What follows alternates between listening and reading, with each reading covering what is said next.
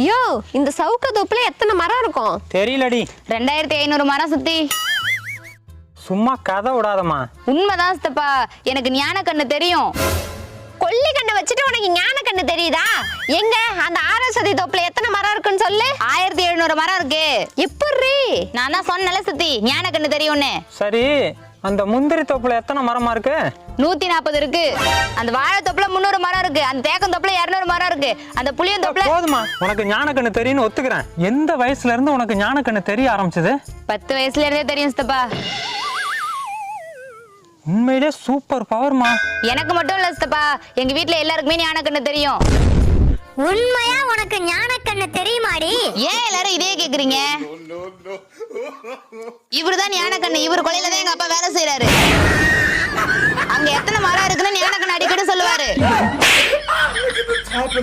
நினைச்சண்டி